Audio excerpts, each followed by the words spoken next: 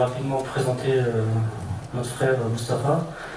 Donc, il est imam, théologien et écrivain. Il est diplômé de la faculté de hadith de l'université islamique de Médine en 1997.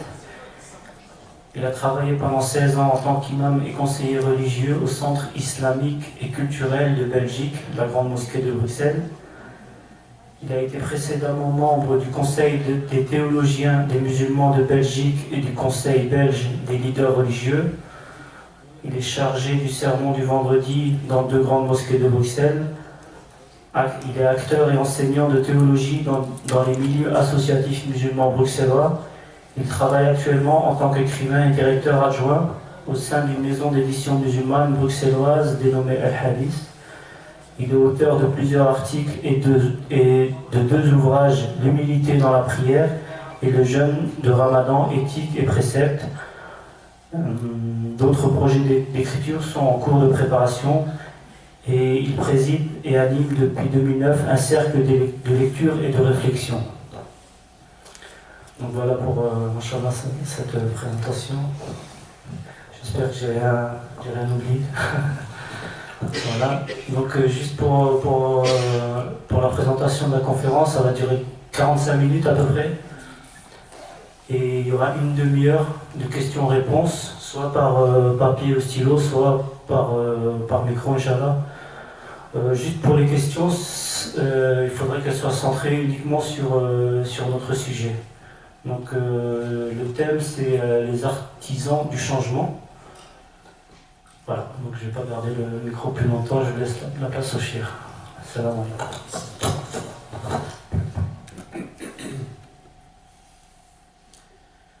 إن الحمد لله نحمده ونستعينه ونستغفره ونعوذ بالله من شرور أنفسنا ومن سيئات أعمالنا من يهده الله فلا مضل له ومن يضلل فلا هادي له وأشهد أن لا إله إلا الله وحده لا شريك له وأشهد أن محمدا عبده ورسوله يا أيها الذين آمنوا اتقوا الله حق تقاته ولا تموتن إلا وأنتم مسلمون يا أيها الناس اتقوا ربكم الذي خلقكم من نفس واحدة وخلق منها زوجها وبث منهما رجالا كثيرا ونساء واتقوا الله الذي تساءلون به والأرحام إن الله كان عليكم رقيبا يا أيها الذين آمنوا اتقوا الله وقولوا قولا سديدا يصلح لكم أعمالكم ويغفر لكم ذنوبكم ومن يطع الله ورسوله فقد فاز فوزا عظيما أما بعد فإن أصدق الحديث كتاب الله عز وجل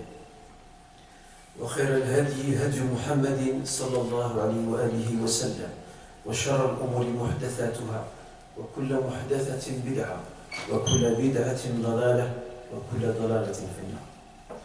أيها الجمع الكريم، بداية لا يسعني إلا أن نشكركم جميعا وأخص بالشكر الإخوة القائمين على هذا المسجد المبارك على إتاحة هذه الفرصة، فرصة كريمة ألتقي من خلالها بكم للحديث حول موضوع ذي بال. كما لا يفوتني أن أشكر كذلك أخانا وصديقنا وزميلنا في الطلب الشيخ الإمام عبد الحكيم، وألتمس منه عذرا لأنني جالس على هذه الطاولة وأتحدث إليكم بوجوده. وتعلمون المثل القائل لا يفتن ملك في المدينة، والمثل الآخر القائل كذلك إذا حضر الماء بطل التيمم. لكنني دفعت دفعا للحديث فألتمس من أخينا وشيخنا وإمامنا عبد الحكيم عذرا ومسامحة على هذا التطاول والتطفل على موائده. Je tenais dans un premier temps à remercier vivement, vraiment, les frères responsables de cette mosquée de m'avoir accordé cette opportunité d'être présent avec vous aujourd'hui. Je remercie les responsables, je remercie les organisateurs de cette intervention et je ne manquerai pas aussi de remercier un ami qui m'est cher. C'est un camarade d'études et de classe avec qui je garde encore aujourd'hui de très très bons souvenirs, à savoir notre honorable cher Imam Abdel Hakim, qu'Allah Azza wa Jalla le récompense, lui accorde sa grâce, le protège et raffermit ses pas. D'ailleurs, je le disais à l'instant, dans le versant arabe de mon propos, je tenais à m'excuser auprès de son éminence quant au fait pour moi de prendre la parole dans ce lieu béni. Face à lui, j'aurais préféré que le mot et la parole lui soient cédés, mais les circonstances ont fait que je me retrouve aujourd'hui devant vous. Je tenais à m'excuser vivement devant mon honorable frère, cher ami, camarade de classe et d'études, cher Abdel Hakim, pour son indulgence et qui m'excuse d'avance mon insolence. La thématique d'aujourd'hui, Inch'Allah, sera consacrée à un sujet qui devrait normalement nous interpeller. وأعتذر لدى الإخوة الناطقين بلغة الضاد كان بودي أن تكون هذه المحاضرة ممزوجة بلغة المصطفى صلى الله عليه وسلم ولغة القرآن، لكن نظرا لضيق الوقت أعتذر لديهم وسوف يكون حديثي إن شاء الله تعالى بلغة فرنسية محضة. Donc je m'excuse auprès des arabophones. J'aurais voulu mélanger l'arabe et le français dans cette intervention. Hélas, le temps qui m'est imparti est assez limité. Je suis obligé de m'astreindre au temps qui m'est réservé et de me concentrer sur un discours adressé en langue française. Je disais que cette thématique, à savoir celle du changement, de la réforme, du renouveau, c'est une thématique qui n'est pas en soi nouvelle. Elle a toujours préoccupé, elle a toujours retenu l'attention de tous les hommes, de toutes les femmes qui ont été de tout temps soucieux du devenir de leur nation, de leur société, de leur communauté, de leurs proches également. C'est cette raison qui m'a poussé à venir chez vous ici afin de vous délivrer un message. Ce même message, bien entendu, je suis le premier concerné par celui-ci. Ce message est le suivant. Nous devons, toutes et tous, sans exception, qu'on ne soit savant ou qu'on ne l'est pas, qu'on ne soit instruit ou qu'on ne l'est pas, qu'on ne soit responsable ou dirigé, nous avons tous la responsabilité morale, religieuse et même civique de participer au changement. On doit tous, sans exception, apporter notre contribution à la hauteur de nos responsabilités et de nos compétences. Et c'est autour de cela que tournera notre sujet, Inch'Allah, à savoir les artisans du changement. Vous savez, lorsque nous posons un regard sur notre vie de tous les jours, sur le cours de cette vie si éphémère, nous constatons en observateur attentif que les gens, les hommes, les femmes, qu'ils soient musulmans ou non, ne portent pas le même regard sur la vie d'ici-bas. Il y a des gens pour qui la vie d'ici-bas se résume à boire, manger, se divertir, s'amuser, bref, vivre. Telle est leur philosophie de vie. Ils ne cherchent rien d'autre, quelle que soit leur croyance. Et comme si leur devise était ce qu'avait dit jadis un poète. إنما الدنيا طعام وشراب ومنام فإذا فاتك هذا فعلى الدنيا السلام. La vie, comme disait ce poète, ce n'est que nourriture, boisson et sommeil. Si ces trois éléments t'échappent, fais tes adieux à cette vie d'ici-bas. D'autres ont un regard différent. Ils craignent les pièges que tente cette vie d'ici-bas qui a tendance à nous envelopper très subtilement dans les draps de l'insouciance et de l'oubli de Dieu. Ces hommes et ces femmes choisissent de rompre avec cette vie d'ici-bas ils choisissent l'ascétisme, az-zuhd. Ils se détournent des plaisirs de cette vie parce qu'ils veulent ce qui est meilleur dans l'autre vie. Encore, vous en avez d'autres également qui ont un autre regard, qui voient la vie d'ici-bas sous un autre prisme, qui est celui d'une arène où s'affrontent des hommes et des femmes pour que chacun puisse trouver sa place et surtout pour qu'il puisse s'imposer. Cette arène d'affrontement, c'est une arène où chacun cherche à atteindre ses ambitions, mais personnelles. Il n'y a pas d'autre motivation derrière. Enfin, et j'espère, Inch'Allah, que nous appartiendrons à cette dernière catégorie, nous avons ceux et celles qui ont compris que cette vie d'ici-bas ressemble à deux choses. Elle ressemble à un terrain, à une terre, donc mazra'a, terrain fertile, et elle ressemble aussi à un pont, yani jisr, un pont qui nous conduit vers notre vie. Et en même temps, ce terrain ou cette vie d'ici-bas doit être aussi un lieu où le croyant s'investit. On ne peut pas rompre avec la vie d'ici-bas en se disant que je ne m'intéresserai que ce qu'il y a dans l'au-delà, tout comme on ne peut pas s'aliéner et se ligoter, se faire ligoter par ce vie d'ici-bas. Il faut un juste milieu. Al-Qur'an al-Karim, le Saint-Coran nous donne la piste de cette voie médiane que nous devons toutes et tous prendre et emprunter. Que dit le Seigneur dans la sourate al-Récit? وَابْتَغِ فِيمَا آتَاكَ اللَّهُ الدَّارَ الْآخِرَةَ وَلَا تَنْسَ نَصِيبَكَ مِنَ الدُّنْيَا. Regardez comment Allah Azza wa Jal a établi un juste équilibre, tawazun, entre les intérêts temporels de cette vie d'ici-bas, parce qu'il faut vivre, il faut continuer à vivre, et les intérêts spirituels, qui eux ont des prolongations vers l'autre vie.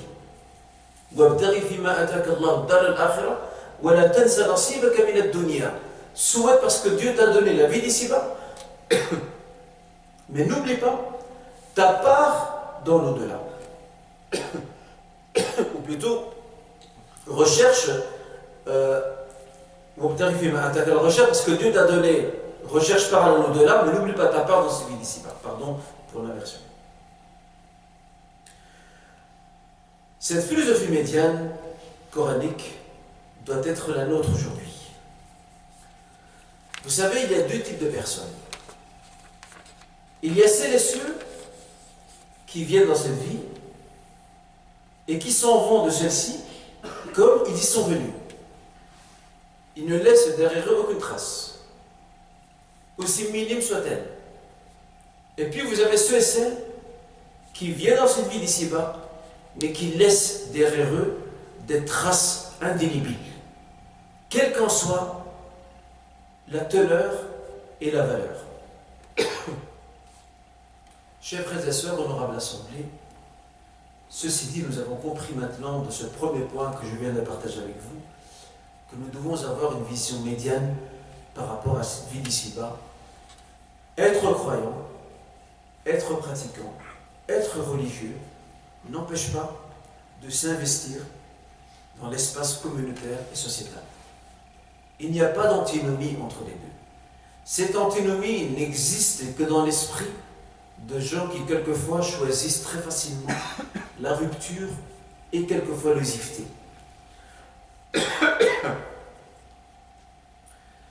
La deuxième chose que je voudrais vous dire par rapport à cette thématique que je partage avec vous à l'instant même,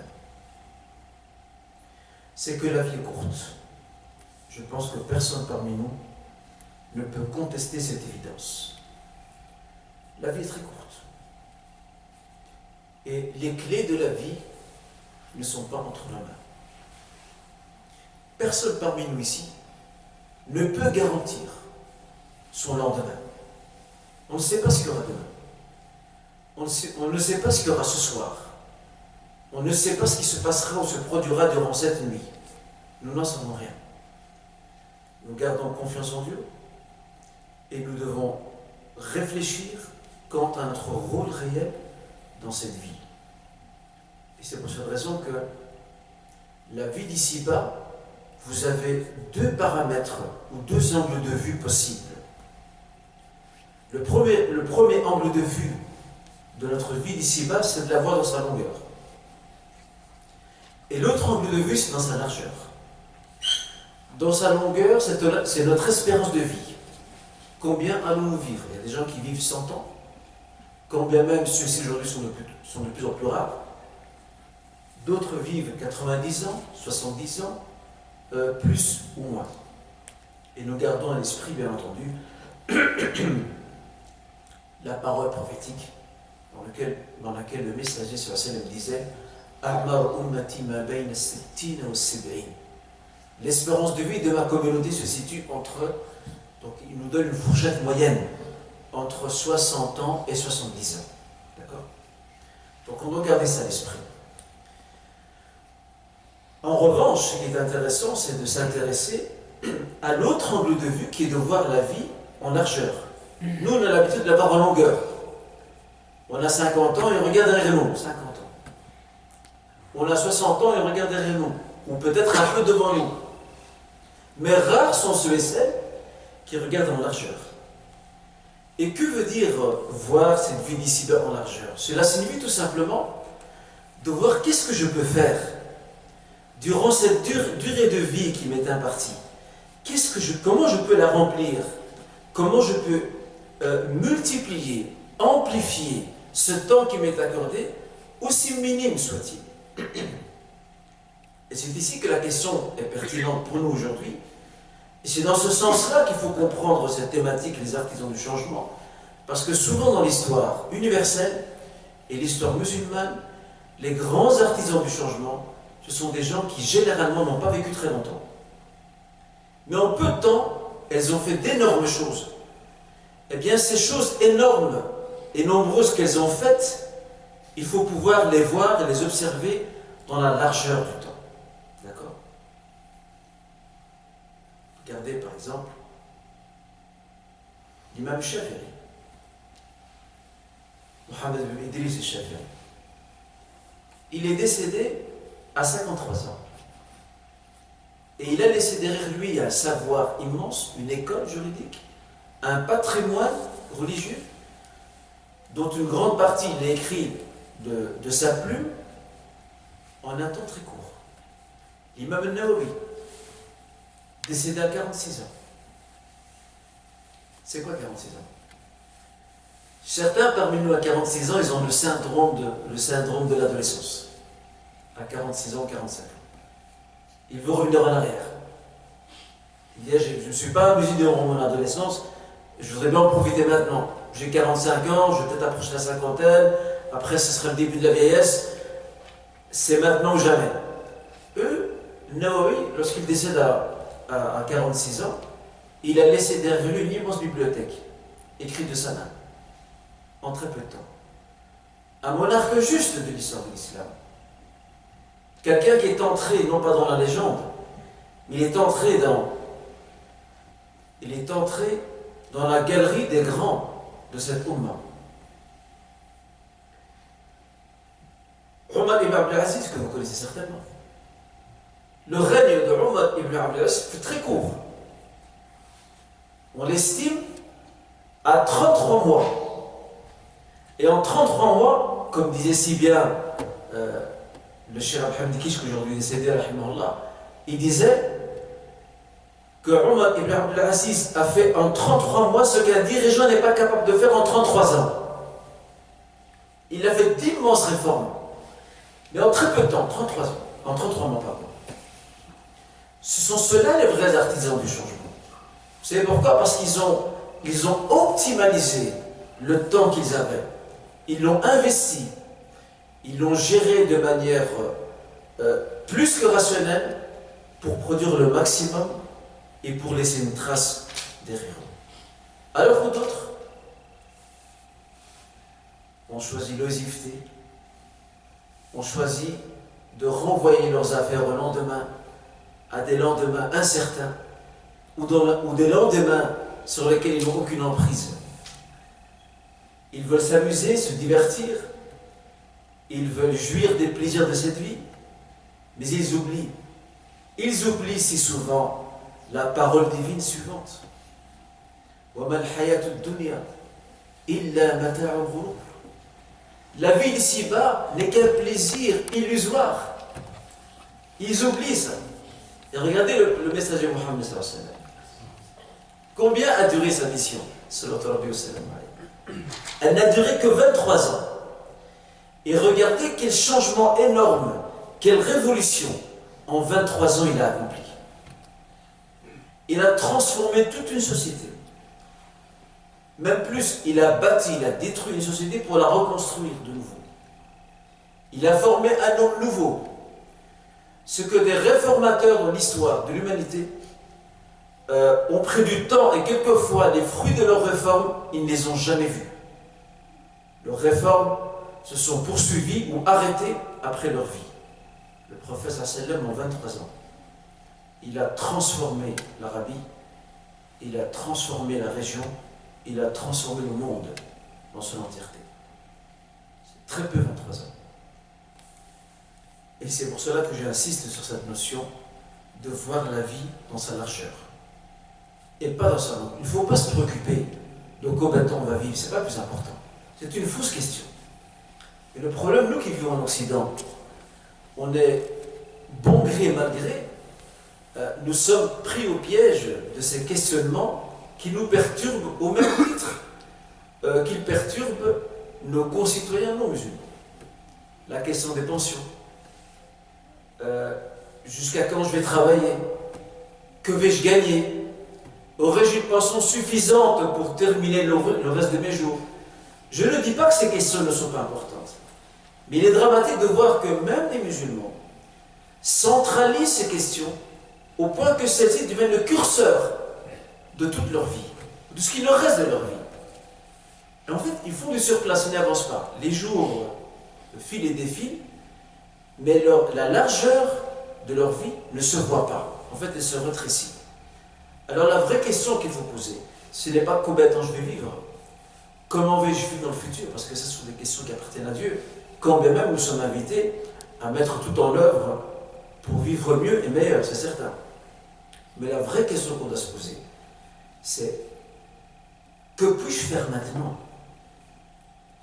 Que puis-je faire maintenant pour participer au cours du changement? Parce que si ce n'est pas nous qui changeons, ce seront d'autres personnes qui le feront à notre place, et pas souvent dans la bonne direction. Parce que les artisans du changement, mes chers frères et sœurs, ce sont des hommes et des femmes qui se sont pleinement investis, qui ont laissé des traces derrière eux, mais pas toujours de la bonne manière. Laurence d'Arabie, qui a débarqué dans la péninsule arabique comme espion de l'intelligence britannique, donc du service de renseignement britannique. Il a fait des choses incroyables. Il est parti dans une péninsule arabique qu'il ne connaît pas. Il a croisé des événements où il a mis sa vie en danger, mais c'est parce qu'il avait une mission. Sa mission à l'époque, c'était de séparer absolument les Arabes de la péninsule et du Moyen-Orient, de les séparer des Turcs ottomans, pour faciliter leur occupation plus tard. Avec un faux prétexte que les Arabes de l'époque ont avalé, hélas, qui était de leur promettre un califat arabe. Débarrassez-vous des Turcs et nous vous promet un califat arabe qui ira du Maroc jusqu'à l'Irak. Mais rebellez-vous contre les Turcs. Et je ne vous raconte pas la suite de l'histoire, elle est connue. Comment, pour finir, ce n'est pas le califat arabe qu'ils ont vu, mais c'est les bottes des Anglais, des Français, qui sont venus fouler le sol des pays moyen-orientaux, des provinces ottomanes arabes du Moyen-Orient. Laurence d'Arabie est entré dans l'histoire, qu'on le veut ou non. Il a fait quelque chose, il avait une mission, il l'a assumée, et il l'a accompli. Mais nous, aujourd'hui, qu'est-ce qu'on peut faire? Comment faire en sorte que l'on puisse participer à l'amélioration de notre vie déjà, de nous rendre utiles, et de changer le cours de la vie? Et ça, je pense, c'est très important. C'est une question très importante que chacun d'entre nous se doit de se poser. Alors, il y a une question qui doit certainement animer votre esprit. et qui est la suivante. Mais qui sont réellement ces artisans du changement? Est-ce qu'on peut pour autant leur définir un profil? Leur définir une identité à travers laquelle on peut certainement savoir qui ils sont, ce qu'ils ont fait, et comment, pourquoi pas leur ressembler, ou emboîter leur pas? En fait, la réponse à cette question, elle est à la fois simple et complexe. Je veux dire pourquoi. Elle est simple parce que je suis en mesure, humblement, de vous donner un petit repère, une petite définition, mais en même temps, la réponse à la question est complexe parce que le changement, c'est le projet d'une vie. On peut voir de nos propres yeux le fruit ou le labeur de notre travail, tout comme on ne le verra probablement pas, il ne se manifestera qu'après notre départ de cette vie. Alors pour faire simple, on va d'abord prendre le premier point, la réponse simple. Les artisans du changement, mes chers frères et sœurs, ce sont tous ces hommes et toutes ces femmes qui se sont donné un but dans la vie. Ils ont un but, ils ont un projet. Ils ne vivent pas au jour le jour comme beaucoup d'entre nous. Ils ne choisissent pas la facilité et l'oisiveté. Ce sont des hommes et des femmes qui ont un projet de vie, qui travaillent pour ce projet, qui veulent le voir se concrétiser. Ce sont ceux-là les artisans de changement. Peu importe la direction, dans le mal, tout comme dans le bien. Et dans notre histoire musulmane, vu que nous sommes ici auprès d'un public musulman, et vu que les messages que je délivre ici à travers cette intervention s'adressent bien sûr à nous, musulmans, lorsque nous reprenons notre histoire, nous verrons que nous avons beaucoup d'artisans du changement. Nous avons de nombreuses personnalités qui ont laissé derrière elles des traces qui sont indélébiles. J'avais cité tout à l'heure l'imam Shafi'i. Je reviens vers lui une deuxième fois. Regardez l'imam Shafi'i. Cheikh Abdel Hakim connaît bien ça. Quand on prend une discipline islamique comme les fondements du droit, usul al-fiqh, les premières générations de l'islam, les compagnons, les tabi'in, n'avaient pas de codification écrite de ce que c'était les fondements du droit. Ils avaient une démarche qui était innée, logique, dans leur approche des textes religieux pour les comprendre, pour les appliquer et pour les transposer dans la vie de tous les jours. L'imam Shafi'i va entrer par la grande porte de l'histoire en étant le premier à rédiger un traité qui sera historique, un traité historique et innovant afin de définir une feuille de route pour tous les savants, quelle que soit leur école et quelle que soit leur sensibilité, une feuille de route quant à la manière de traiter avec un texte transcendant et religieux comme le Saint-Coran et la tradition prophétique. Ça, c'est un projet de vie. Hada Mashrou' Hayati. Et son livre Risala, qui à la base était une épître, une lettre, par laquelle il répondait à un savant d'Irak qui s'appelle Abdelrahman ibn Mahdi. Par cette réponse, il a fait de cette réponse, de celle-ci, un ouvrage de référence qui, encore aujourd'hui, est étudié dans tous les cercles d'études religieuses et dans toutes les facultés de théologie, partout dans le monde. Que disait le savant chaférite Sharafuddin al-Umrayti? Qu'est-ce qu'il disait? Il parlait justement du fait que Shafi'i était le premier auteur dans ce domaine-là et qu'il a laissé une trace derrière lui. Il dit dans son vers consacré à un texte dans les fondements du droit qui s'appelle Waraqat, il disait وَتَابَعْتُ النَّاسِ حَتَّى صَارَ كُتُبًا صِغَارَ الْحَجْمِ أَوْ كِبَارًا. Il dit les gens l'ont suivi après. En fait, l'imam Shafi'i a tracé une voie. Il a défini une route. Et tous les savants qui vont venir après lui, ils vont tout simplement reproduire ou reprendre son œuvre et continuer à l'améliorer et à la travailler. L'imam Shatibi, pour plaire aux Malikites, l'imam Shatibi, l'Andalou, qu'est-ce qu'il a laissé derrière lui? De grands ouvrages, dont l'un d'entre eux, qui a été oublié pendant près de 7 siècles, pour être redécouvert de nouveau à l'entrée du XXe siècle. Il a écrit un ouvrage qui s'appelle Al-Muwafaqat, dans les fondements du droit usul al-fiqh. Dans ce livre, il propose un renouveau des fondements du droit musulman, de manière à nous débarrasser de tous les aspects sectaires dégradants qui l'ont affecté lors de la période de léthargie et de paralysie et de décadence des sociétés musulmanes et du droit musulman particulièrement. Quand il a écrit cet ouvrage de son vivant, il n'a pas été compris par ses contemporains. Il a fallu attendre plusieurs siècles pour que l'ouvrage de l'imam Shatibi Abu Ishaq, pour qu'on lui redonne ses droits. Et aujourd'hui, cet ouvrage inspire toutes les facultés de théologie et est considéré comme étant une référence incontournable pour réétudier et revisiter les fondements du droit. Ça, c'est un deuxième exemple. L'imam Al-Ghazali, Abu Hamid Al-Ghazali, très connu, rahimahullah, la même chose. Lorsqu'il a vu à son époque que les gens avaient, par l'effet de l'évolution sociétale, les gens avaient séparé entre le cultuel, d'accord, entre le cultuel et le social et le scientifique. Ils ont séparé entre les deux. Le cultuel, c'est une chose, il va dans une direction, sur une raille, et l'intellectuel, le savoir intellectuel, le savoir scientifique, le savoir religieux va sur une autre raille.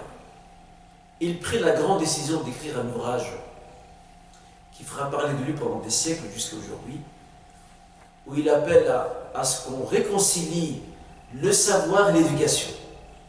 El-ilm wa tarbiya.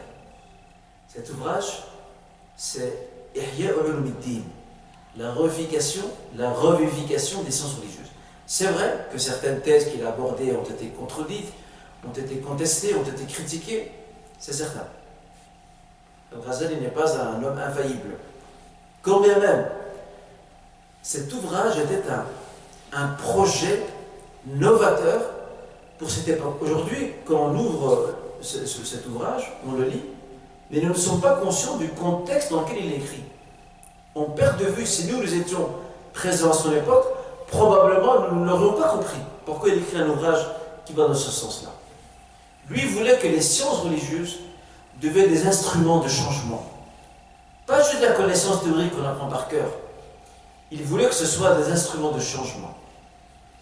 D'ailleurs, Cheikh Abdel Hakim, qui est d'ailleurs tunisien, connaît très bien le Cheikh Taïb ibn Ashur, le grand savant de l'université Zaytouna, qui avait écrit un beau livre qui s'appelle Alaysa as-subhu biqalib.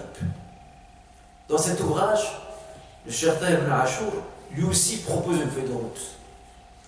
Taïb ibn Ashur, qui a connu le protectorat français qui a été imposé à la Tunisie, il a remis en question toute la pédagogie qui était enseignée à Zaytouna. Il a dit, si on veut faire de l'université Zaytouna un phare rayonnant de l'islam, des sciences islamiques et de la civilisation musulmane, il faut qu'on revoie toutes nos méthodes didactiques, il faut qu'on les réadapte, et pourquoi pas qu'on emprunte à l'Occident ce qui est bénéfique. C'est ça le changement, mes chers frères et sœurs. C'est comme ça qu'on fait bouger les lignes. Et d'ailleurs, j'ai ramené aujourd'hui, je me permets de faire une avant-première, si ça me permet. Vous aurez à l'entrée quelques livres qui sont mis en vente avec réduction 25%, excusez-moi. L'un des livres que je vous suggère pour ceux qui aiment lire, il y en a ici qui s'appelle Les causes du retard des musulmans. C'est écrit par un intellectuel et homme de lettres et homme politique aussi libanais qui s'appelle Shakib Arsalan. Dans ce livre, il propose un diagnostic de la situation du monde musulman à son époque. Ce livre, il l'a écrit en 1935. Et subhanallah, quand vous lisez ce livre, vous voyez que le constat n'a pas beaucoup changé. Les mots qu'il a diagnostiqués sont toujours là aujourd'hui. Et en même temps, il propose des pistes pour sortir de cette situation-là. En tout cas, je me permets de faire la pub, mais pour une bonne cause, Inch'Allah, parce qu'il vaut la peine d'être lu, Inch'Allah. Donc, ce sont ici quelques exemples que je me permets de vous donner concernant ces artisans du changement. On va quitter le domaine des sciences religieuses pour aller vers celui de l'architecture.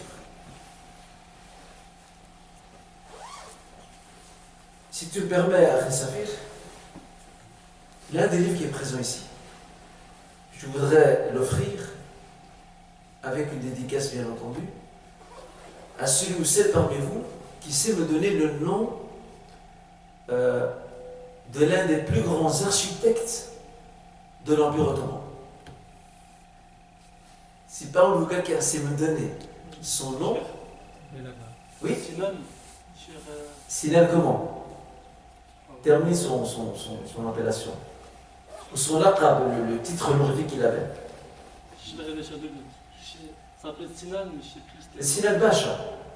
C'était pas un pacha. Si c'était un pacha. Il a reçu le titre de Bacha de la part du sultan Suleiman Magnifique.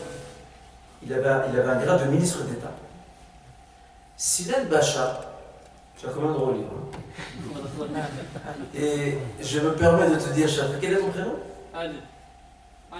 Ali, je ne suis pas dictateur, loin de là. Il y a 3 titres différents. Tu choisis celui que tu veux. Et je te ferai une dédicace, Inch'Allah, après. Ça fait Barakallahu fik. Sinan Bacha, qui a vécu entre le 15e et le 16e siècle de l'ère chrétienne. Sinan Bacha était un génie dans l'architecture. Sa passion, à côté de l'ibada, d'accord, d'adorer Dieu, sa passion c'était l'architecture. Et c'était quelqu'un qui avait un esprit très indépendant. Pourquoi? Parce qu'il détestait imiter les autres styles. Il voulait avoir son propre style afin de mettre sa marque de fabrique. Et d'ailleurs, il a laissé derrière lui 364 bâtiments, monuments et édifices ottomans qui ont été signés de sa main. Qu'est-ce qu'on entend par ces mains? Pas qu'il l'a signé avec un stylo ou une plume. Il l'a signé dans le sens où c'est lui qui en a fait les plans et c'est lui qui a vu la construction selon sa vision de l'architecture.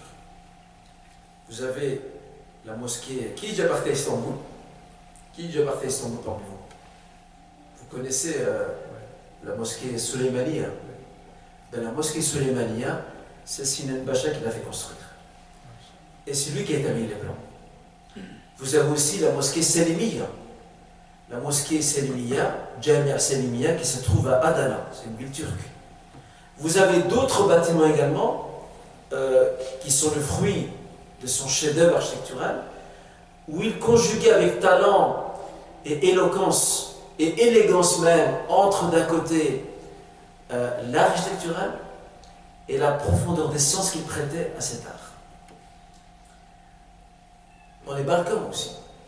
Vous allez en Bulgarie par exemple, vous allez en Serbie, vous allez en Macédoine et dans d'autres pays des Balkans, vous allez trouver des bâtiments ottomans qui ont plusieurs siècles et qui sont l'œuvre et le chef-d'œuvre de cet homme. Sinan Bacha rahimahullah était un artisan du changement. Pourquoi? Parce qu'il a apporté du goût aux musulmans. Et on voit aujourd'hui les touristes occidentaux, lorsqu'ils viennent en Turquie par exemple, ou alors lorsqu'ils se présentent, ils visitent les bâtiments et les monuments historiques ottomans dans les pays des Balkans, ils sont émerveillés. Et chaque chose, dans cette construction architecturale, chaque chose a un sens. Ce n'est pas mis là par hasard. Chaque chose a un sens, elle décrit une histoire. Elle appelle à la réflexion. Et donc Sinan Bacha aussi fait partie de ces artisans de la vie. Ce qu'on espère aujourd'hui. c'est qu'on est aussi parmi nous des ingénieurs architectes qui, je l'espère, puissent ressembler à ce personnage. Beaucoup de gens aujourd'hui, qu'est-ce qu'ils font? Lorsqu'ils font leurs études, ils obtiennent un diplôme, ils sont compétents dans leur champ de connaissances, mais après, ils se complaisent dans la situation où ils sont. Alors qu'ils sont capables, de par les outils de compétences dont ils sont détenteurs, ils sont capables d'apporter une touche de nouveauté et d'innovation à travers leurs compétences, mais ils ne le font pas. En fait, leur souci premier, c'est quoi? C'est de travailler, c'est de se créer de toutes pièces une situation sociale, d'avoir une maison, ou un appartement, ou un bien immobilier, peu importe, une famille, un travail, vivre, aller à la mosquée, aider de temps en temps les frères ou la communauté, pas plus que cela. C'est à ce niveau-là que s'arrête leur vision. Alors que ces frères et ces sœurs, qui sont dotés de ces compétences, qui sont dotés de ces formations, sont capables d'aller plus loin, de donner plus, d'imaginer. Et vous connaissez l'expression qui dit « rêvons et imaginons ».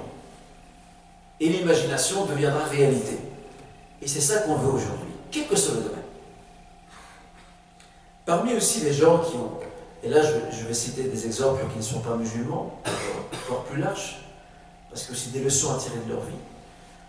Je ne sais pas si vous avez entendu parler d'un personnage qui s'appelle Michael Faraday. Adil, ça ne dit rien? Ali? Non? J'aurais pu gagner un deuxième livre. Michael Faraday. Michael Faraday, c'est quelqu'un qui a grandi à Londres. Il est décédé en 1867. Issu d'une famille pauvre britannique. Son père était forgeron, éprouvé par le labeur pour nourrir sa famille. Son destin à lui était pratiquement tracé, à savoir que, fils d'une famille nombreuse, il allait prendre la relève de son père qui est malade pour devenir forgeron comme lui et nourrir sa mère et ses frères et sœurs. Pourtant, c'était un garçon qui avait deux grandes qualités. Il avait un esprit vif, quelqu'un qui réfléchit beaucoup et qui analyse beaucoup. Et deuxièmement, il avait une volonté aussi tenace que le fer. Et lui n'acceptait pas cette situation. Il n'acceptait pas la situation dans laquelle était sa famille, dans laquelle était lui-même.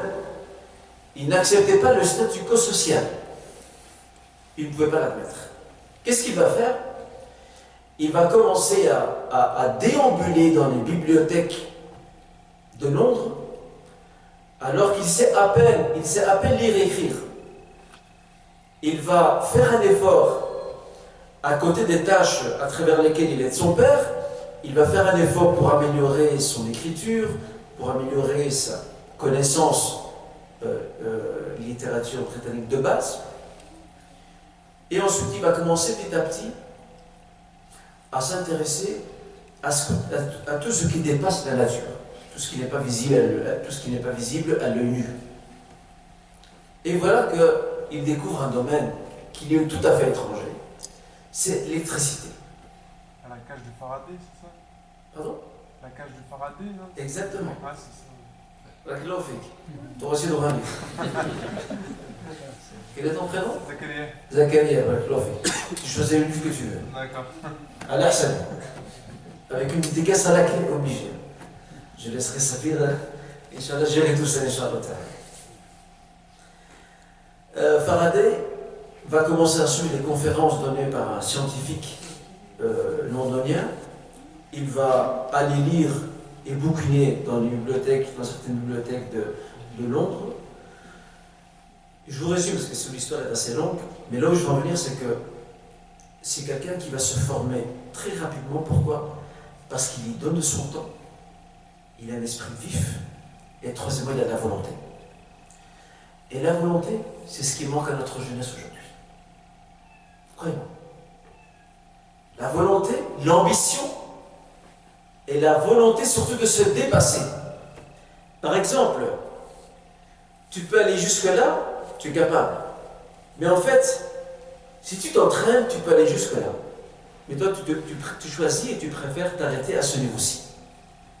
Eh bien, Faraday n'était pas de ces gens qui s'arrêtent à la limite de ses possibilités. Il voulait les dépasser. Et voilà que plus tard, il deviendrait un scientifique de référence au Royaume-Uni dans ce domaine qui est celui de l'électricité. Et notre frère nous a cité d'ailleurs l'une de ses inventions, la fameuse cage de Faraday. Ok? Alors maintenant, parce que bon, le temps, il me reste combien de temps Combien? Ah, vous avez 3 minutes. Machallah. Ben oui, je ne veux pas être très long, Inch'Allah. Je voudrais maintenant, après vous avoir donné quelques exemples, ne perdons pas de vue aussi Avicenne, Ibn Sina qui était perse, qui est entré aussi par la grande porte de l'histoire parce qu'il a laissé derrière lui un livre qui s'appelle le Canon, Al-Qanoun, qui était une référence médicale même pour l'Europe médiévale pendant des siècles. Ce livre comportait des avancées médicales remarquables sur son temps et c'était une référence. J'ai lu il y a quelques années, encore un autre artisan de la vie, j'ai lu il y a quelques années qu'à Vienne, au milieu des années 90, la capitale d'Autriche, il y a un groupe d'experts en droit international. Ces experts ont décidé de constituer une association qui étudie les questions internationales. Donc c'est une association dans laquelle une sorte de think tank où ils se réunissent pour discuter et échanger autour de questions d'ordre international. Et ce qui m'a surpris, c'est que ils ont fait un choix, et c'est là qu'on voit que certains non-musulmans connaissent notre histoire mieux que nous-mêmes, hélas. Ils ont choisi le nom d'un savant musulman qu'ils ont donné à leur association. Alors eux ne sont pas musulmans. Leur association internationale, ils l'ont appelée l'association Mohammed ibn al-Hassan al-Shaybani internationale, consacrée au droit international. Qui est Mohammed ibn al-Hassan al-Shaybani? Allez, y a-t-il encore un candidat pour un livre, Inch'Allah?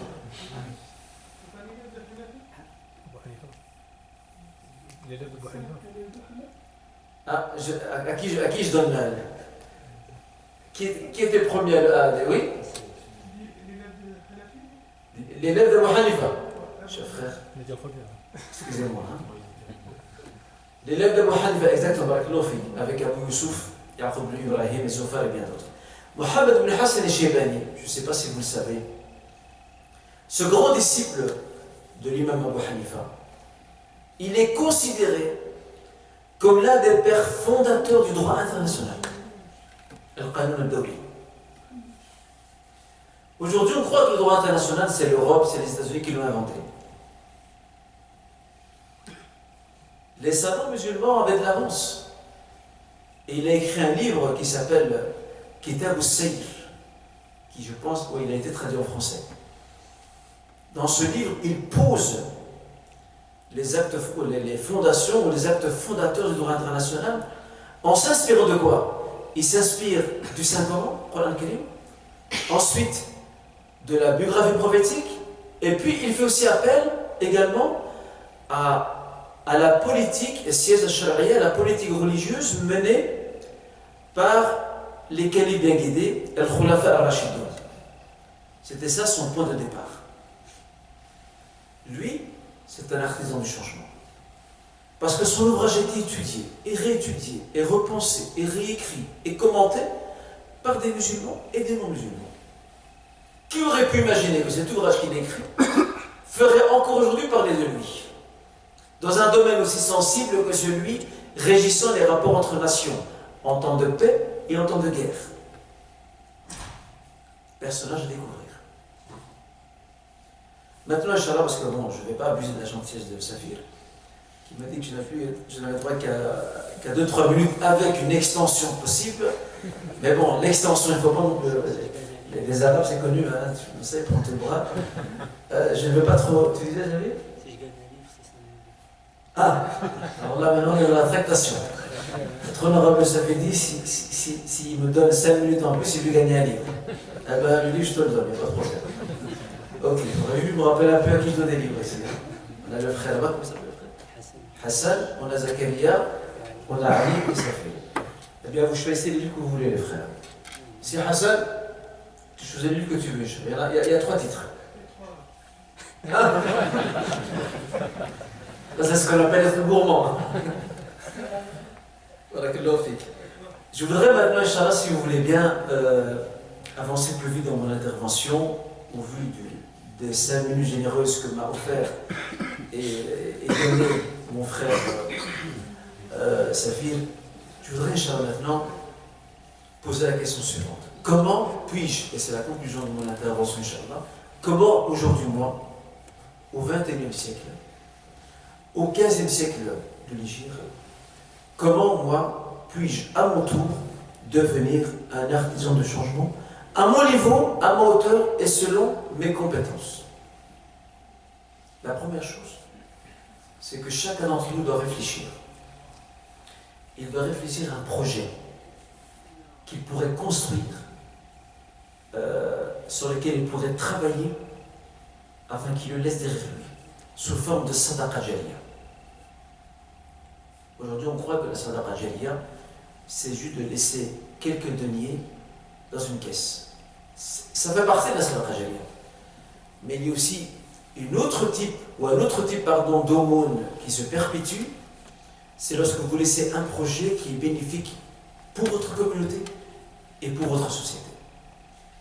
À la seule condition, c'est que ce projet de vie, Mashroub al-Hayat, que vous voulez laisser derrière vous, il faut qu'il soit marqué, qu'il soit estampillé de l'étiquette de la singularité.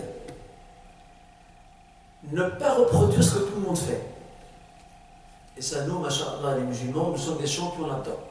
Dans une rue, il y a une pizzeria, il y aura 3 frères qui vont ouvrir une pizzeria dans la même rue.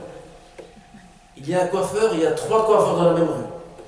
En fait, on n'a pas d'imagination. On n'essaie pas de construire ou d'imaginer un projet, même dans le domaine culinaire, il n'y a aucun souci. Mais qu'il soit innovant, nouveau. Et puis, on a aussi un problème avec l'argent. C'est quoi ce problème avec l'argent? C'est qu'on a une vision tout à fait biaisée de croire que le fait de gagner beaucoup d'argent, ce n'est pas très éthique. Ce qui est faux. Je me rappelle d'un frère à Bruxelles, un frère qui est millionnaire, c'est un commerçant. Ce frère-là, Masha'Allah, c'est un conquérant. Il achète des terres, il achète des biens immobiliers, il achète des magasins, il agrandit son empire. Et un jour, il m'a fait la remarque, il m'a dit, je suis souvent critiqué par des frères qui me disent que je suis matérialiste. Il me dit, Dieu seul sait que ma zakat, je l'atteins tout le temps. J'aide mes frères et sœurs, j'aide les mosquées quand je peux. Mais moi, dans mon tempérament, me dit-il, j'ai un tempérament combattant. Je lui dis, cher frère, s'il n'y a pas des gens comme toi, qui relèvent un peu le niveau matériel de la communauté, parce que l'argent, c'est le nerf de la guerre.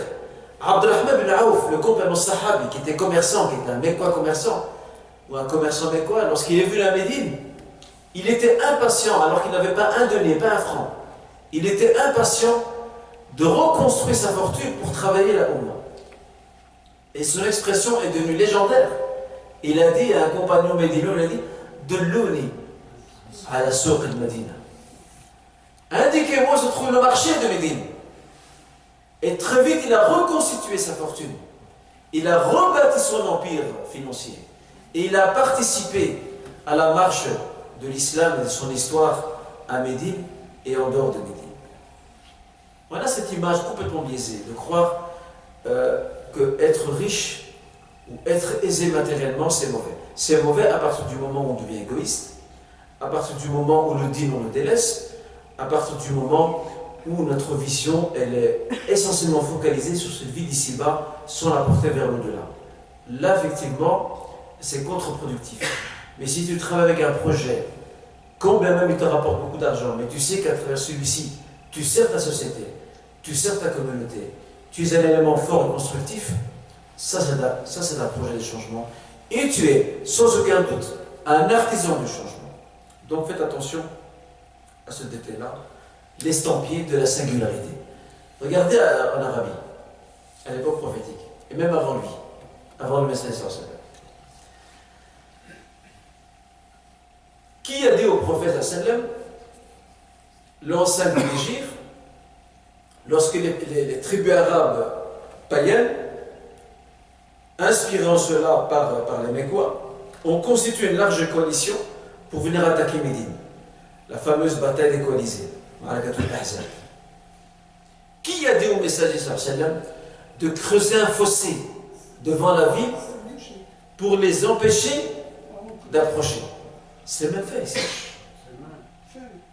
Salman el-Farisi, c'est lui qui a suggéré ça. Les Arabes ne connaissaient pas ça. Les Arabes ne connaissaient pas le fait de construire ou de creuser un fossé entre l'entrée de la ville et l'ennemi. Salman el-Farisi est un artisan du changement. Pourquoi? Parce que, consciemment ou inconsciemment, il a révolutionné l'art de la guerre chez les Arabes et les musulmans. Depuis lors, les musulmans ont appris, grâce à cette information précieuse que leur a donnée Salman el-Farisi, qui a dit: j'ai vu en Perse, chez nous, dans notre pays, j'ai vu que pendant la guerre, ils avaient l'habitude, pour protéger leur ville, de creuser devant les portes d'entrée, donc des fossés pour que l'ennemi ne puisse pas approcher. Ça a révolutionné l'art de la guerre. Et c'est devenu une stratégie. Donc on voit ici qu'il faut rendre la chose tout à fait singulière.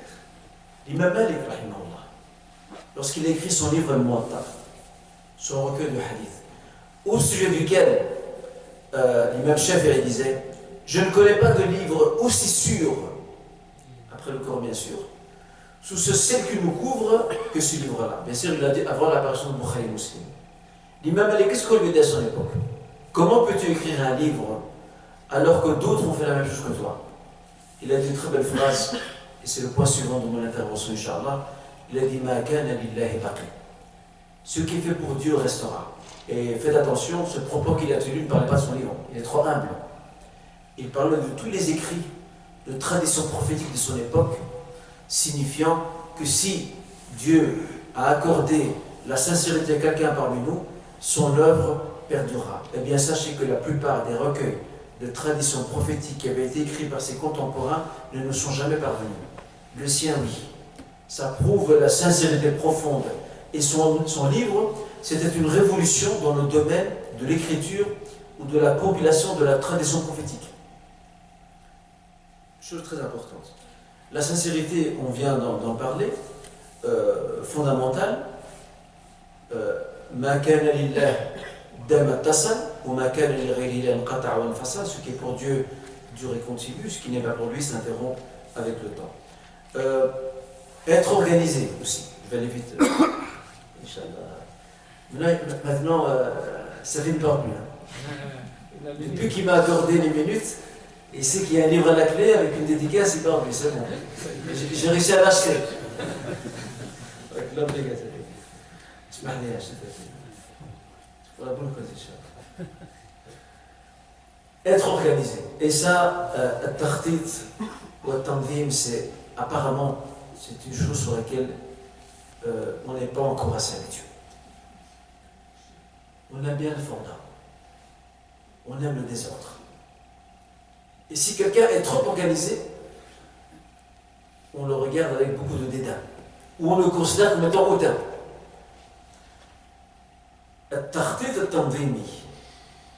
La planification organisée, c'est la méthode la plus efficace pour réussir dans tous ses projets, quel que soit le domaine, même dans ton mariage.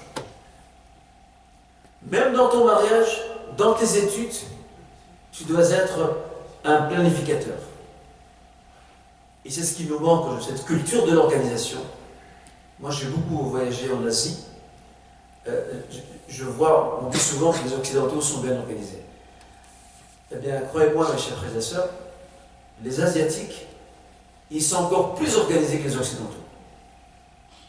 Ils ont un sens aigu de l'organisation. Et je vais vous donner un exemple. Un pays que je n'ai pas encore fait, qui est le Japon. Les Japonais, ils sont très économes. Même dans leur maison-appartement, chaque chose doit avoir sa place. Et vous savez que le pastèque de l'air, quand ils le cultivent dans la terre, ils mettent une boîte dedans, dans la terre. Pour que cette fameuse pastèque, lorsqu'elle pousse, elle grandit, elle prenne la forme de la boîte. Et après, elle est vendue comme ça pour qu'ils puissent lui trouver une place dans le frigo. Regardez jusqu'où ils ont été. Jusqu'où ils ont été. Regardez le sens aigu de l'organisation jusqu'où il a été. C'est impressionnant. Et nous, notre dîn à nous, qui a régulé notre journée par les 5 prières, par la zakat, par le siyam, par le hajj, donc il y a toute une dimension organisationnelle dans nos actes de dévotion et d'ibadat, et pourtant on ne trouve pas beaucoup de traces dans notre vie de tous les jours. Alors on doit se réapproprier et l'organisation du temps et l'organisation de nos projets pour réussir. Ne pas faire attention aux critiques et aux jalousies. Soyez certains et soyez certaines, chers frères et sœurs, que chaque fois que vous lancez un projet, vous serez sous le feu nourri de gens envieux, de gens qui n'ont rien à faire de leur temps et des critiqueurs. Et aujourd'hui, la toile, l'internet, c'est le nid favori des grands critiqueurs, ceux qui n'ont rien à faire, qui pour exister doivent critiquer. Sans ça, ils ne savent pas exister. Je leur dirai tout simplement à ces frères et sœurs, ne prêtez guère attention à ces gens-là. Pourquoi? La fin finale, le mot de la fin, appartient à ceux qui sont habités par la crainte révérentielle et qui sont utiles. أما الزبد فيذهب جفاء أما ما ينفع الناس فيمكث في الأرض. الزبد, cette écume, s'en va. ما ينفع الناس, ce qui profite aux gens reste sur terre. Tout ce qui est inutile, ces critiques qui vont dans le vent et qui accompagnent le vent, disparaîtront avec leur auteur. Mais toi qui bâtis, qui construis, qui change, qui participe à la réforme, au renouveau, si tu es sincère, ton œuvre, elle, durera. Je prends un exemple qui est cité dans le livre Les causes du retard des musulmans. Il y avait un Égyptien qui s'appelait Mohamed Talhat Harbasha. C'était un homme d'affaires. Il a connu le protectorat britannique au début du XXe siècle. Il a eu un projet qui était de bâtir une institution financière égyptienne, mais nationale. Ça veut dire qu'il faut que les Égyptiens puissent se soustraire à l'autorité financière britannique, parce que les Anglais contrôlaient le secteur financier. Quand il a imaginé ce projet, tout le monde s'est mis à lui rire au nez, en lui disant c'est impossible, les Anglais sont plus forts que nous, ils sont mieux organisés que nous, il y a des familles riches en Angleterre, au Royaume-Uni qui les financent, qui soutiennent les hommes d'affaires et les actionnaires ou les banquiers en Égypte. Malgré le feu nourri des moqueries et des critiques, il a quand même lancé son projet. Et Shakib Al-Salam parle très bien de lui dans ce livre dont je vous ai parlé, qui est ici à l'entrée. Il a bâti non seulement une nation financière, il a participé à libérer l'Égypte de l'emprise financière britannique, et en plus de cela, il a créé une série de sociétés, sociétés de la pêcherie, des sociétés commerciales, d'hôtellerie, etc. Bref, il a bâti un empire où il a pu faire travailler de nombreux Égyptiens, fournir de l'emploi à ses concitoyens pour qu'ils ne soient plus à la merci des Anglais. Parce que les Anglais avaient fini par les convaincre, c'est nous qui vous nourrissons. Eh bien voilà, vous voulez votre indépendance, c'est comme ça que ça commence. Donc c'est un très bel exemple qui démontre que la volonté ferme, qui ne fléchit pas, c'est elle qui nous fait conduire à nos résultats. Un proverbe arabe disait Man ta'anna nala ma tamanna. Celui qui s'obstine à obtenir une chose finira par l'avoir. Tel doit être notre leitmotiv, Inch'Allah. La patience, ça c'est fondamental, et ne pas se précipiter pour avoir des résultats immédiats. Je cite ici l'exemple d'un frère à Bruxelles qui avait lancé un projet de chocolaterie artisanale qu'il avait appelé Chococanet. C'est un très bon projet. Hélas, le frère s'est énormément précipité. Au lieu de bâtir son projet par étapes, il a été tenté pas par le gain nécessairement, mais par le fait de pouvoir couvrir le secteur de la chocolaterie via la grande distribution. et il s'est cassé les dents très rapidement. Pourquoi? Parce qu'il n'a pas construit son projet. Il a directement visé les grands. Ça, c'est aussi une erreur que l'on fait souvent. Et également, si tu échoues dans un projet, ne tourne pas la page. J'arrive à la fin, je te rassure. Ne tourne pas la page. Si tu échoues dans un projet, ben recommence autre chose. Recommence, le même ou un autre, jusqu'à ce que tu trouves le créneau qui t'est le plus approprié. Je vous donne ici l'exemple d'un savant. Un savant qui est entré, bien sûr, dans notre histoire. Ibn Malik, Abd al-Hakim connaît très bien. Ibn Malik est un savant andalou. Il a essayé plusieurs sciences islamiques et il n'a réussi dans aucune. Il a essayé le fiqh, jurisprudence, il n'a pas réussi. Il a essayé les sciences du hadith, il n'a pas réussi. Il a essayé l'ilm al-fara'id, donc la science de l'héritage, il s'est planté. Mais il avait une volonté et il avait une obstination qui était exemplaire. Et pour finir, où va-t-il trouver son lieu de prédilection? La grammaire. La grammaire, c'est là qu'il va exceller. Il va nous laisser un poème de plus de 1000 vers qui est étudié par un très grand nombre d'étudiants en sciences religieuses dans tout le monde musulman. Jusqu'à aujourd'hui. Donc il a échoué dans plusieurs projets, mais il a fini par trouver son créneau approprié et il s'est investi, alhamdoulilah. Je termine, Inch'Allah, par une chose fondamentale dans le choix des projets de vie. Chacun d'entre nous doit avoir le sien, c'est la complémentarité. La première chose que je me pose quand j'imagine un projet, premièrement, c'est quelle plus-value puis-je apporter? Quelle valeur ajoutée puis-je produire, apporter à ma société, à ma communauté? Et aussi, je dois veiller à ce que ce projet soit complémentaire et puisse compléter d'autres projets pour le bien et l'utilité générale. Une maslaha al-amma. Regardez les compagnons, les sahaba. Les compagnons, dans leur mérite et leurs compétences, n'étaient pas tous logés à la même enseigne. Khalid ibn Walid est un chef de guerre. Il n'est pas faqih, il n'est pas mufti. Abu Bakr, Omar, Uthman, Ali, c'est des leaders. Ils ont cette capacité de diriger, de mener. Abdullah ibn Omar, c'est un faqih. Aïcha, c'est une faqiha. Hafsa, l'est aussi. Abu Dhar et Abu Darda, on ne connaît pas vraiment de fatwa émise de leur part. En revanche, ils vont compléter le tableau. Ils avaient un goût prononcé pour la tarbiya imaniya, l'éducation de la foi, l'éducation spirituelle. Et ils nous ont laissé une littérature et un patrimoine spirituel immense. Vous voyez, c'est ça la complémentarité. Les uns sont des chefs, d'autres sont des chefs militaires, d'autres des savants, et d'autres encore apportent leur touche et leur contribution à leur niveau, à leur manière, comme c'est le cas pour des hommes comme Abu Dhar et Abu Darda. Je termine mon propos, Inch'Allah, parce que c'est ma conclusion, Inch'Allah. Je termine par vous dire ceci. Le but de mon projet, c'est pas d'être connu. Ce n'est pas ça.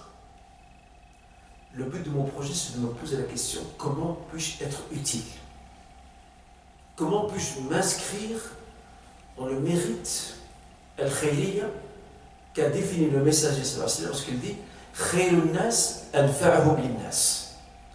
Les meilleurs gens, ce sont justement ces personnes qui sont les plus utiles pour autrui. C'est ça la vraie question. Bien entendu, certaines personnes accéderont à la notoriété par le fait des choses, par les circonstances qui se présentent à lui, sans le vouloir souvent, mais il y en a d'autres qui sont très discrets, mais à leur manière, ils apportent leur brique à l'édifice. Je vais me contenter de 2 exemples. Le premier exemple, quand j'ai travaillé à la grande mosquée de Bruxelles pendant 16 ans, j'avais des contacts avec un frère, un membre de la communauté, c'est un homme âgé, qui fabriquait lui-même des chaises roulantes pour les personnes handicapées ou à mobilité réduite. Il ne les vendait pas, il les offrait. j'admirais cette attitude. D'ailleurs, ils me contactaient pour nous dire, écoutez, s'il y a des personnes qui cherchent des chaises roulantes, vous me dites combien il vous en faut, et j'enverrai mon fils, il vous les ramènera donc, au centre islamique. C'est quelqu'un, il est décédé maintenant, rahimahullah, qui a fabriqué de ses mains des milliers de chaises roulantes. Pas des centaines, des milliers de ses mains. Le choc de ma vie, c'est qu'un jour il me dit, je veux venir vous rendre visite. Moi je ne le connais que par téléphone. Lorsqu'il est venu, lui-même était sur chaise roulante.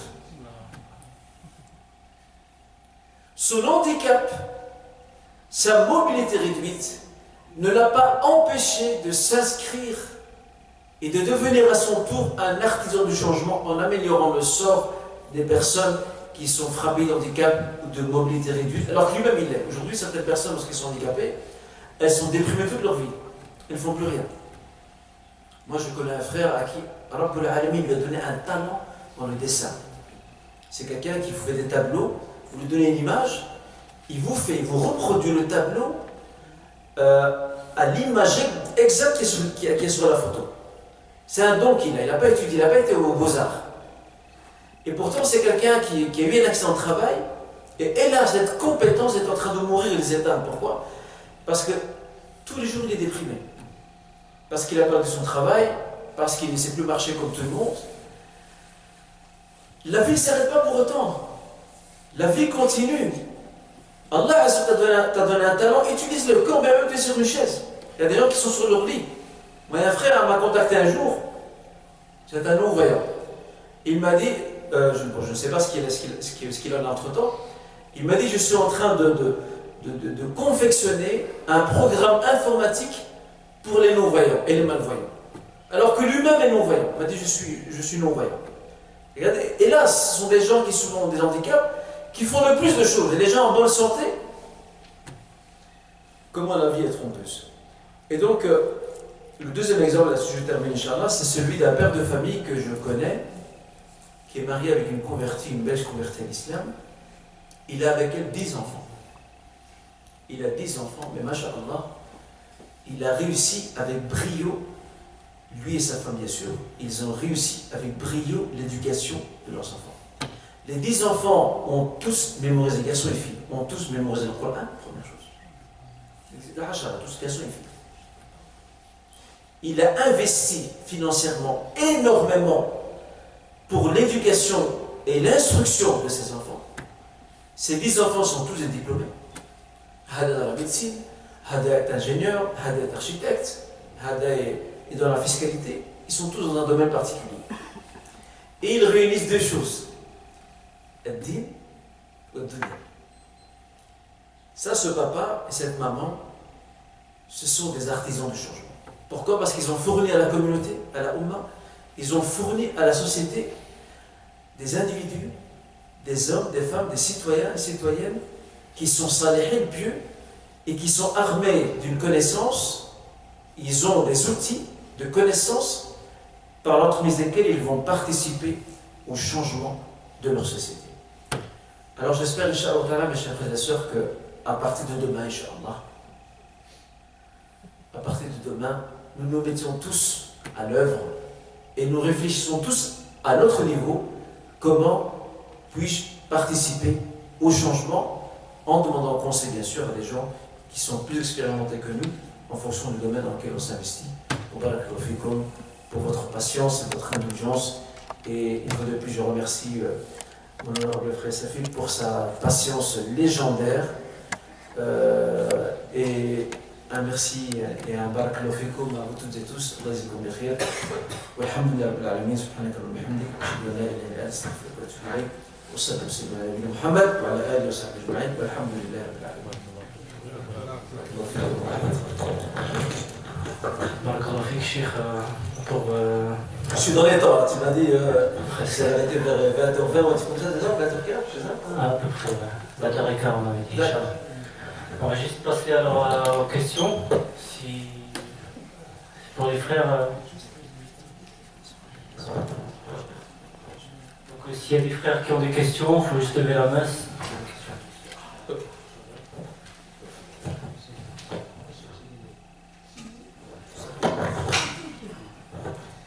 c'est une très bonne question qui nous vient d'une sœur. Notre sœur nous dit comment peut-on être un artisan du changement si l'on n'a pas de moyens financiers ni un statut professionnel élevé. Je dirais à notre sœur, et de même je dirais à mes frères ici présents, que si l'argent est le nerf de la guerre, ce n'est pas toujours avec l'argent qu'on gagne la guerre. En fait, chacun parmi nous doit voir et réfléchir dans quel domaine il excelle. Dans quel domaine tu excelles? Moi, je connais des gens qui sont autodidactes. Je connais à Bruxelles un frère qui a abandonné ses secondaires. C'est quoi chez vous ici, le secondaire? Il n'a pas fini, c'est le collège. Hein. Au lycée, ce qu'on appelle le même système. Nous, on a le secondaire inférieur et le secondaire supérieur. C'est quoi le secondaire inférieur chez vous ici? C'est le collège. Et supérieur, c'est le lycée. C'est ça. Donc lui, il a abandonné le lycée, donc il n'a pas eu son bac. Mais subhanallah, c'est un frère qui est autodidacte, il a une passion. C'est pas sa passion, c'est l'informatique. Il a lu, et bouquiné, et chipoté, et bricolé, au point que il est devenu consultant auprès de grandes boîtes sans diplôme. Sans diplôme. Consultant. Et quand ces chefs de société voient ce garçon qui n'a pas terminé ses études, il n'a même pas étudié ce domaine par un cursus classique, et voient d'autres qui ont fait des études, il y a une marge de différence à l'image de ce qui sépare les cieux de la terre. Pourquoi? Parce que eux, ce sont des études. Ils ont un diplôme, ils ont des compétences, certes. Mais lui, c'est une passion. Il a dévoré des livres, livre après livre après livre après livre. J'en connaissais un autre aussi, il est décédé maintenant, là. Au début des années 90, il est décédé. Lui, c'était l'électronique. Lui aussi, il a abandonné ses études.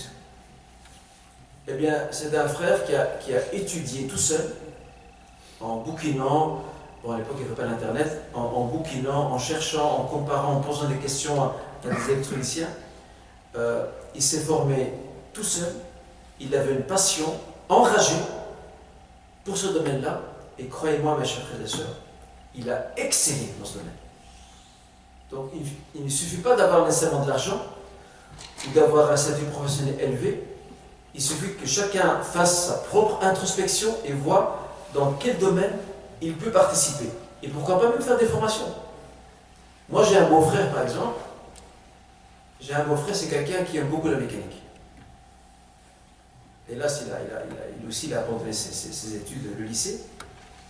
Mais c'est quelqu'un qui bouquine et sort énormément sur le net. Mais croyez-moi, l'anecdote, il a dû ramener son véhicule pour une réparation avant qu'il ne fasse une formation dans ce domaine-là. Le mécanicien, enfin le patron du garage, lui a même proposé de l'engager. Alors qu'il n'a même pas de diplôme dans ce domaine-là. Pourquoi? Parce qu'il a vu que c'est lui qui lui a indiqué ce qu'il veut faire. Pourquoi? C'est quelqu'un qui bouquine tellement, il a une passion énorme pour ce domaine-là. Et maintenant, alhamdoulilah, il fait des études dans ce domaine, il a même son petit garage.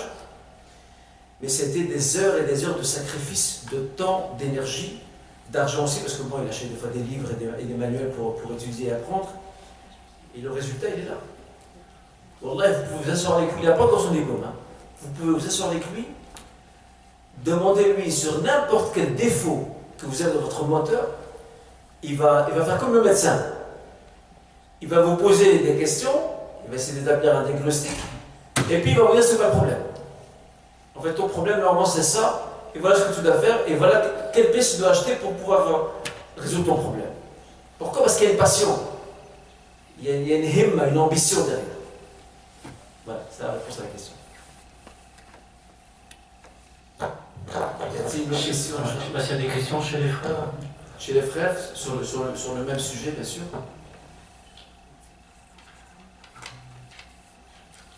En attendant, je vais juste rappeler alors les titres des 3 livres qui sont à disposition en vente à l'entrée. Donc il y a, le premier c'est l'humilité dans la prière, dont le cheikh est l'auteur. Le deuxième c'est... Non. Donc, et le deuxième c'est et toi quel est ton projet? Et le troisième sont les causes du retard du musulman. Donc si vous êtes intéressé, ils seront en vente avec le frère Naaman qui est rentré, Inch'Allah. Les livres sont en vente, je me permets de préciser cette chose, les livres sont en vente avec une remise de moins 25%. Donc, Inch'Allah, tu as communiqué les prix au frère. Donc, tu lui as donné la précision. Donc, n'hésitez pas, Inch'Allah Ta'ala. Et j'ai choisi exprès, en dehors de mon livre, moi pour le moment, Allah me permet d'écrire 2 ouvrages. Un sur l'humilité dans la prière, l'importance de recentrer la prière dans la vie. Le deuxième, hélas il est épuisé, c'est un livre qui s'appelle Le jeûne de Ramadan, éthique et préceptes, qui sera réédité, Inch'Allah, pour le prochain Ramadan. Peut-être qu'il arrivera ici à Strasbourg, Inch'Allah, peut-être. J'ai d'autres projets d'écriture, j'en ai un autre sur l'histoire musulmane qui s'appelle Introduction à l'histoire musulmane. Et donc les 2 autres livres qui sont là en vente, je les ai mis en lien avec notre thématique. Il y a Et toi, quel est ton projet de vie? C'est un très très beau livre. Et le deuxième, c'est Les causes du retard des musulmans. Dans les 2 livres, vous avez des pistes pour comprendre comment remédier à la situation dans laquelle nous sommes, comment se redresser, comment espérer que la génération d'aujourd'hui et de demain soit la génération, ou soit les générations du redressement de notre Ummah, de notre communauté, Inch'Allah. Donc, barakallahu fikum en tout cas pour votre écoute attentive. Je laisse la parole à Donc, barakallahu fik, Cheikh, on va te laisser clore l'intervention par un chantier de Inch'Allah. Salam alaikum. En tout cas, une fois de plus, un grand merci, un grand barakallahu fikum pour votre écoute attentive. J'espère, Inch'Allah, que cette intervention aura été utile pour moi-même, mais aussi pour vous, Inch'Allah. Ce que j'espère pour moi-même et pour vous, c'est que cette idée de s'inscrire sur la voie des artisans du changement ne soit pas une simple euphorie sans lendemain. J'espère déjà qu'à partir de demain, chacun parmi nous réfléchira quant à un projet à partir duquel il peut servir sa société et sa communauté, et lui-même aussi. Et je clôturerai sur demande de notre frère Safir, Inch'Allah, cette assemblée, on m'excuse un peu de plus auprès de Cheikh Abdel Hakim, cette assemblée par quelques invocations, Inch'Allah. اللهم إنا نسألك باسمك الحسنى وصفاتك العلى أن تجعل اجتماعنا هذا اجتماع مرحوما وتفرقنا من بعده تفرقا معصوما. اللهم إنا نسألك الهدى والتوق من العمل ما ترضى يا أرحم الراحمين يا رب العالمين. اللهم بارك في جمعنا هذا، اللهم بارك في جمعنا هذا، اللهم بارك يا رب في جمعنا هذا. اللهم وفق كل واحد منا لما تحب وترضى. اللهم وفق كل واحد منا لما تحب وترضى. اللهم وفق كل واحد منا لما تحب وترضى يا أرحم الراحمين يا رب العالمين. اللهم إنا نسألك أن ترزقنا علما نافعا. اللهم ارزقنا علما نافعا. اللهم إنا نسألك، اللهم إنا نعوذ بك من علم لا ينفع وقلب لا يخشع ونفس لا تشبع وعين لا تدمع ودعاء لا يسمع يا أرحم الراحمين يا رب العالمين. اللهم اجعلنا من دعاة التغيير. اللهم اجعلنا من دعاة التغيير والإصلاح. اللهم اجعلنا من دعاة التغيير والإصلاح. اللهم اجعلنا نافعين لغيرنا. اللهم اجعلنا نافعين لغيرنا. اللهم اجعلنا نافعين لغيرنا يا أرحم الراحمين يا رب العالمين. اللهم إنا نسألك يا ربي بأسمائك الحسنى وصفاتك العلى أن ترحم موتى المسلمين. اللهم ارحم موتى المسلمين. اللهم ارحم موتى المسلمين. اللهم اشف مرضى المسلمين. اللهم اشف مرضى المسلمين يا عزيز يا رحمن يا كريم يا منان. اللهم اقض الدين عن المدينين. اللهم اقض الدين عن المدينين. اللهم علمنا ما ينفعنا وانفعنا بما علمتنا يا أرحم الراحمين يا رب العالمين. سبحانك اللهم بحمدك أشهد أن لا إله إلا أنت أستغفرك وأتوب إليك وأصلي وسلم على نبينا محمد وعلى آله وصحبه أجمعين وآخر دعوانا أن الحمد لله رب العالمين وبارك الله فيكم والسلام عليكم ورحمة الله وبركاته.